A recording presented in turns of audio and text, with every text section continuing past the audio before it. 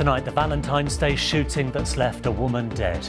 The victim of the pub killing has been named while police search the water near the Dartford crossing for the man they believe is responsible. Always looked like she was enjoying herself. So it's just very sad. Also on the programme, how a pizza oven caused flames to tear through celebrity favourite the Chiltern Firehouse. The landlords found guilty of housing offences. A judge describes their property as grossly overcrowded before a fatal fire broke out. And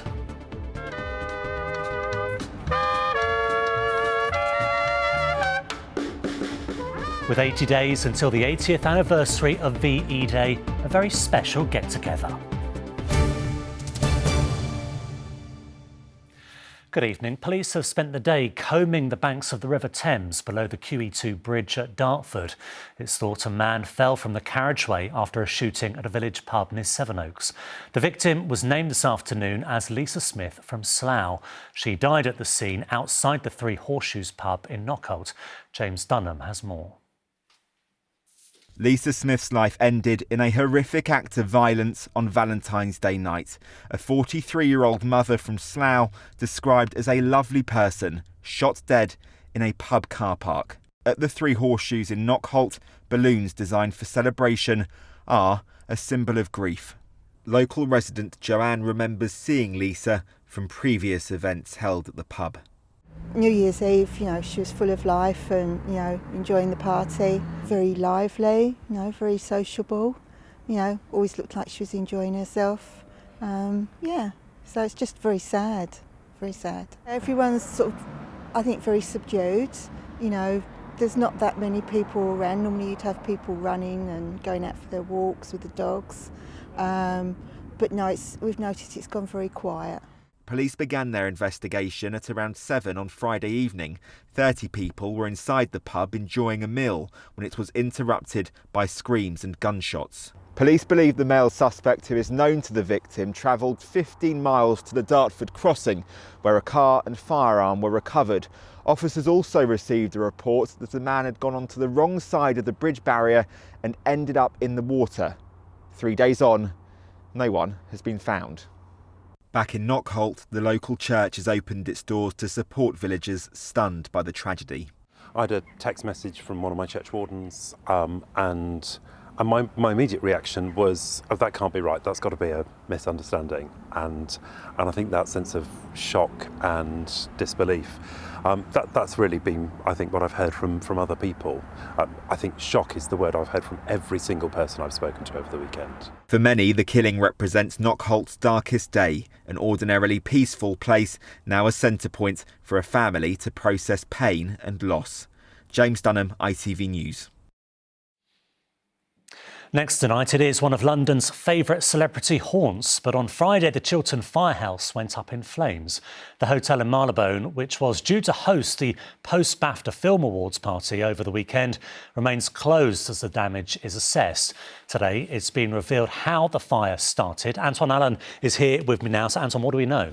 Around 3 p.m. on Friday, as you said, Duncan, the fire service were called to that central London venue. They evacuated over 100 people. There was 124 firefighters with 20 fire engines fighting the blaze, and they've revealed what actually happened. They say a piece of burning wood fell from a pizza oven and it fell between the void between the basement and the ground floor. Now, the 4-storey building was ironically a fire station only a century ago, but today it's a 5-star hotel, as you said. It's hosted the likes of Taylor Swift, and at the weekend it was supposed to be an after-party venue for the BAFTAs, but the fire made sure that didn't happen. In a statement, the fire service have said crews worked incredibly hard over 8 hours in arduous conditions, presented with a complex fire in a historically significant building, formerly Manchester Square Fire Station. Firefighters successfully contained the fire, preventing it from spreading to neighbouring properties. Now, as you can see from the pictures, it was a big blaze. They were able to stop it spreading too far, but the hotel itself will most likely be closed for a very long time as they try to repair it. OK, Antoine, thank you very much. A train travelling at 85 miles per hour derailed after workers left pieces of a track in a hazardous position. That's according to an accident report. The incident happened in March last year as a South Western Railway train was approaching Walton-on-Thames station. Around 100 passengers were on board. No one was injured, but the train and several hundred metres of rail were damaged. A boat owner has been ordered to pay more than £4,000 in fines, compensation and costs after he dangerously navigated his unregistered boat through the Kingston Amateur Regatta. The Environment Agency said Scott Keane ignored warnings from an umpire and steered his boat into a closed area of the river, narrowly missing a group of rowers. And London saw the highest proportion of pub closures in England and Wales last year, 34 in the capital. Rising costs and higher rates of borrowing have led to the loss of around 4,500 jobs in England and Wales. Industry leaders are calling for urgent government action to prevent more closures in the capital and around the UK. A husband and wife landlord team rented out a grossly overcrowded East London flat where an e-bike fire led to the death of a tenant, a court has heard. Father of two, Mizanur Rahman, died in the fire after an e-bike battery caught alight. At the time, at least 23 men were living illegally in the two-bedroom flat. Safina Begum and Amina Rahman previously pleaded guilty to a total of 9 criminal charges. Anila Dami is outside Snaresbrook Crown Court for us now. Anila. Well, this court today heard that a two-bed flat in East London was grossly overcrowded with 18 beds. Owner Safina Begum and her husband Amina Rahman were legally allowed to rent it out to 3 people. The couple appeared here today at court for sentencing, having been convicted of a total of 9 housing offences against them. Now, to remind you of how authorities came to know about the overcrowding, there was a fire at the flat at Maddox House in Shadwell on the 5th of March in 2023. A 41-year-old father of 2, Mizanur Rahman, was a tenant. He was taken to hospital and died from smoke inhalation. The London Fire Brigade confirmed that the fire started accidentally by a faulty e-bike battery on charge. And investigations are still ongoing and a civil matter has already been lodged. Now, the judge, Emma Smith, made clear today that she was looking at sentencing Begum and Rahman not on the fire or the fatality, but on the housing offences that they both pleaded guilty to in November 2023. Gemma Gillett for Tower Hamlets Council, who brought the case to court, told the court that information available suggests there were some 23 people occupying the flat. The court heard that tenants were told not to use the postal address or the couple could get in trouble. Begum, whose name was on the licence, had pleaded guilty to 6 offences, including knowingly permitting unlicensed occupation, 4 counts of failing to comply with licence conditions and failing to comply with the requirements of a licence notice. Rahman, who collected the rent and was the person responsible for the property, had pleaded guilty to 1 count of each of these 3 offences against him. They failed to allow regular inspections, did not have a current gas certificate and did not produce the documents required of them as the controller or manager of the property. Well, it's been a long day here in court. As you can tell, it's a complex situation overall. A sentence in the matter of the case that's been discussed here today on the housing matters is being expected on the 6th of March. Anila at Snaresbrook Crown Court, thank you. With 80 days until the 80th anniversary of VE Day, there were celebrations at the Royal Albert Hall earlier. Veterans and civilians who experienced the Second World War firsthand came together with live music, dance and stories. There was even a full-size replica Spitfire. As Anna Geary reports, it was a chance to honour heroes past and present.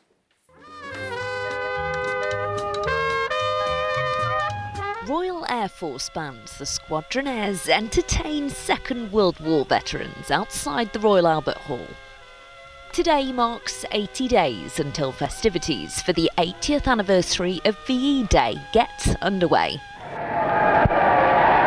This was how Londoners celebrated in 1945, when the end of the Second World War was announced. A party which lasted for almost 2 days. Doreen will attend commemorations this May. She was evacuated from London in 1941. We went from Paddington Station to Borth in Wales. Well, my brother was told that he had to look after me and stay with me because I was only 4, but he was chosen and taken away by someone else. So I was left in this waiting room crying, and this lady came up and she said, "I'll take this little girl."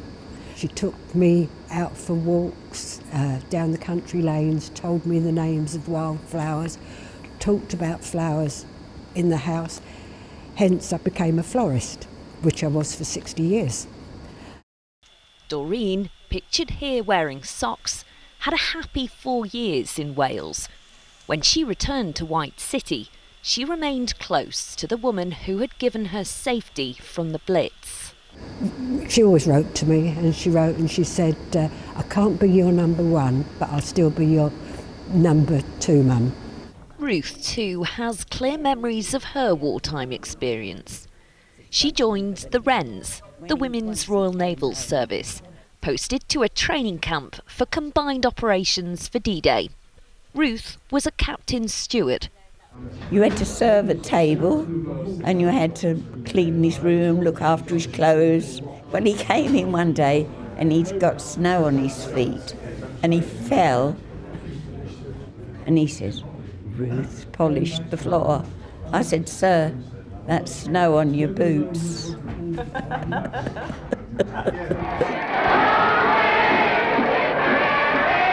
Ruth, Doreen and other Londoners who can recall the jubilation following Germany's surrender return in 80 days to reflect on the victory as well as the millions who lost their lives in the process. Anna Geary, ITV News. Still to come on the programme, we'll be talking to the apprentice candidate about how she's turned her love of Asian cuisine and knack for TikTok into a business empire. And I'm just an East London boy who, by way of reflection, didn't really see a space for me in this industry, you know. the actor whose star is on the rise after winning one of BAFTA's most coveted awards.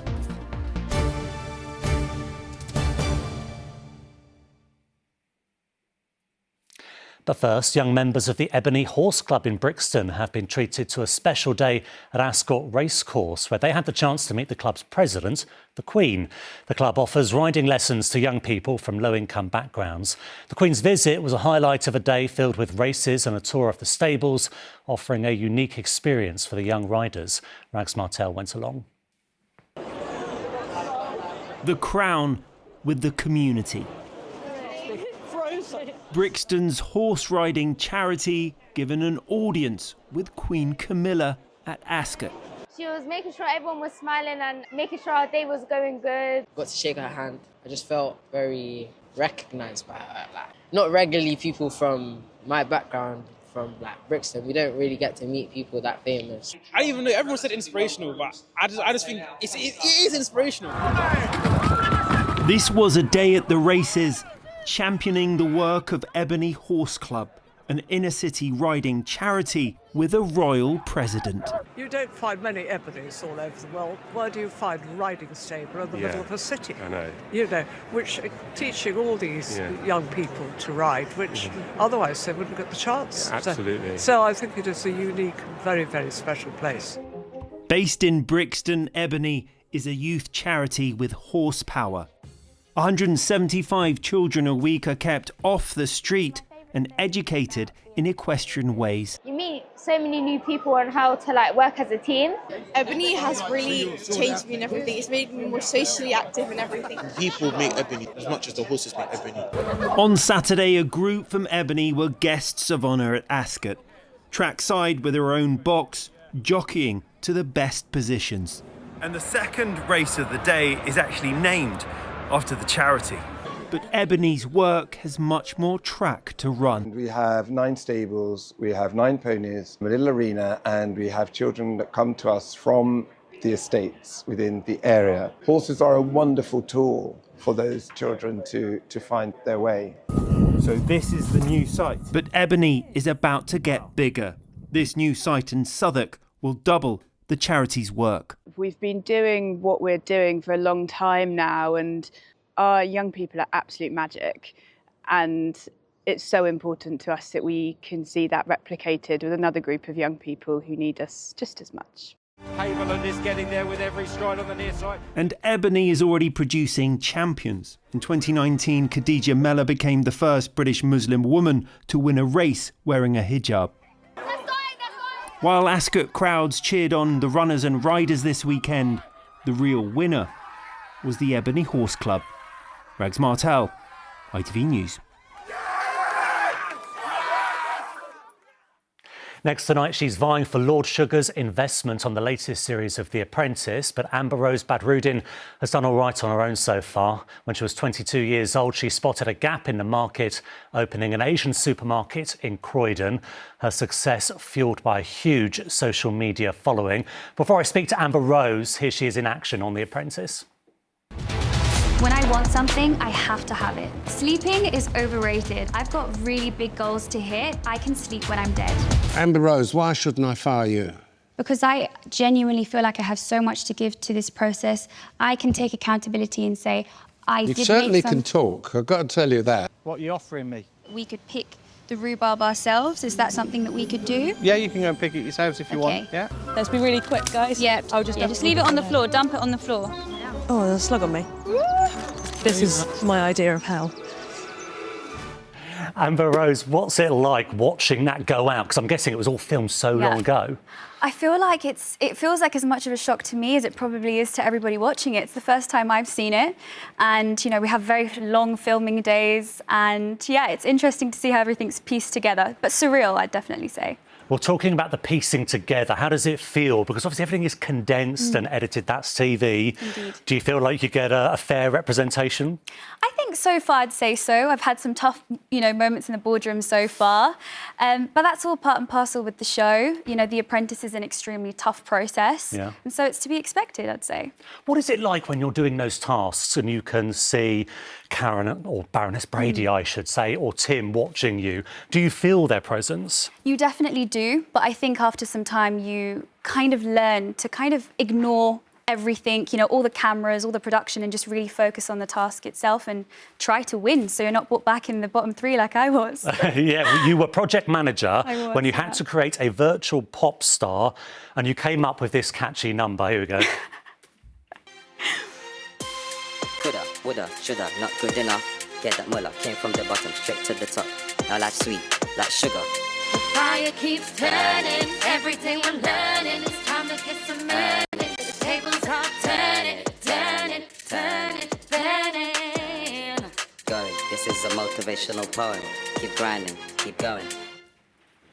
The thing is, it is annoyingly catchy. It is. It still replays in my head. The fire keeps burning. It's in my head. You remember the words. I do. What's it like? I mean, so your facial expressions there, though, were hilarious. Were you feeling self-conscious as it was played to the other team? You know what? I knew going in, with the AI voice and all that, we would have an interesting reception, and so I just couldn't help myself but react the way I did, because I assumed it'd be a tough boardroom, and it did end up being one. When you're doing the tasks, does it feel like they're being sort of set up for TV fun, or actually are a way to test your business skills and your acumen? I would say your business skills are definitely tested. There was a lot of scenarios that I wouldn't do in day-to-day life, and you have to push yourself and challenge yourself. And so I think it really is a good way of seeing how far you can go. And even being in the boardroom itself is such a tough environment, having to speak up in a room full of people in front of the likes of Lord Sugar, Baroness Brady and Tim can sometimes feel quite intimidating. You're not doing that on a day-to-day basis. I run an Asian convenience store. I'm just kind of stacking shelves, and I'm used to being the one in charge. But here I am having to kind of present my arguments and say why I should be in the process and talk through things. So definitely challenging. Tell us about your store in Croydon. How did you spot a gap in the market? Myself and my business partner, Michael, have always been huge foodies, and we really wanted to come up with, an Asian convenience store where people could feel really comfortable with trying new products they hadn't before, introducing them to new cuisines and cultures, and we felt like Croydon was the perfect place for it. What part of social media played in it? Because you're all over TikTok, hundreds of thousands of followers. Yeah. I love TikTok. I think it's such a catalyst for so many small businesses in the world right now. And I think that it definitely needs to be used by business owners all over the world. And it's a great way to skyrocket your business and market yourself and hit more eyes. That attention, does it actually turn into sales, though, in Croydon? Yeah, absolutely. We, you know, as soon as I started posting on TikTok, we started to feel an influx of customers from, you know, Croydon saying they watched our videos, they live locally.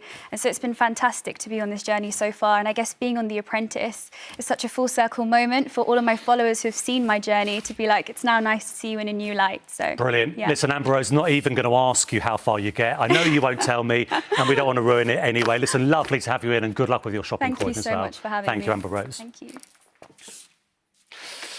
BAFTA's Rising Star Award has an impressive list of previous winners, from Tom Hardy to John Boyega and Daniel Kaluuya. At last night's award, it was a new-born David Johnson who joined that prestigious list. It's the 20th anniversary of the award, which recognises some of the breakout young actors who've been on our screens over the past year. David may already have starred in hit films like Rye Lane and the TV series Industry, but he says he doesn't ever forget his East London roots. Here's Helen Keenan. It's the biggest night in British film, where creative minds come together, and among those gracing the red carpet, the future stars of the show. Good evening, everyone. As president of BAFTA, I'm delighted to celebrate the 20th anniversary of the Rising Star Award. Introduced by royalty and crowned by the award's previous winners. Thank you very much and have a good night. Here we go. The award goes to David Johnson. Newham's David Johnson awarded BAFTA's Rising Star. Look, I've got to be honest, this isn't why I do it, you know what I mean? I'm just an East London boy who, by way of reflection, didn't really see a space for me in this industry, you know. And as long as we keep telling stories about people, I think there'll be a space for me and for people like me and you and everyone watching at home. Look, star, I don't know, but rising, I guess. Thank you, guys. Humble words from someone who starred in blockbusters like the latest Alien film. It's all one unforeseen tragedy after the other. And South London rom-com, Rye Lane. But David's down-to-earth demeanour wasn't a surprise to those at the National Youth Theatre in Islington, where he started out his career. So you found some old notes on David when he was here? Yeah. There's some really nice comments in here, aren't there? Yeah, jaw-droppingly good. Certainly stood out. Humility and thoughtfulness, brave and fearless. You can't take your eyes off David, which I think is what we all agree he is today. Playing the lead in Pidgin English back in 2013, they say his talent, even then, was obvious. What was it that was so special about David? Often I think people think, oh, the theatre kid is the loud kid, making everyone laugh in the corner, and, you know, David's charming and he's funny. But he also has a kind of humility to him. But I think with David, you felt this kid has something very special. And it's been really nice to see him go on and achieve big things, but also he comes back, supports our fundraising events, and yeah, give time back to young people and give them advice based on his industry experience. He might see himself as just the boy from East London, but he's certainly made it big without forgetting his roots. Helen Keenan, ITV News. Before we go to the weather, let's find out what's in the evening news now with Geraint. Keir Starmer meets European leaders for talks on Ukraine. The Prime Minister says he is prepared to put British boots on the ground there to keep the peace if a ceasefire deal is reached. The government hits its target of 2 million extra NHS appointments, but the Health Secretary says there's still a hell of a lot more to do.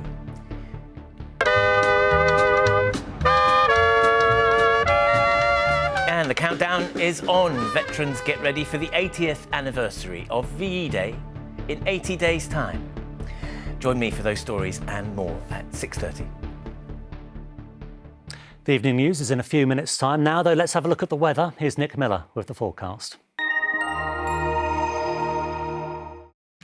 ITV London weekday weather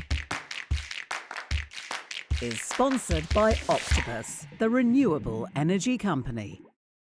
Hello, so nice to see the sunshine today. It makes such a difference, even though it's been another cold day, and that's how we're starting this week. But there are some significant weather changes on the way as the week goes on.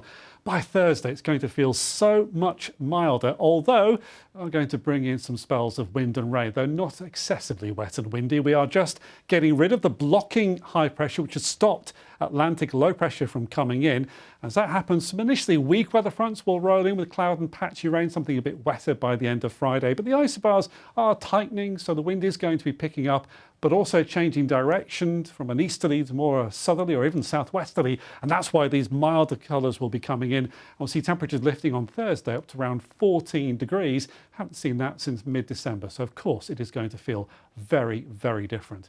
We still have the cold air in place, though. And just like last night, with clearer skies that we have, we're going to see a frost developing, maybe not in the city itself, but elsewhere at or a few degrees below freezing going into the morning. So it's going to be another cold start tomorrow, another cold feeling day throughout, with some sunshine again, albeit quite hazy at times, but much brighter than it's been of late. And temperatures may end up a degree or so higher tomorrow, but there is still that southeasterly breeze, has made an impact in terms of wind chill. So yes, there's still going to be something chilly around. And then looking ahead to Wednesday, start to see some weather fronts coming in from the west.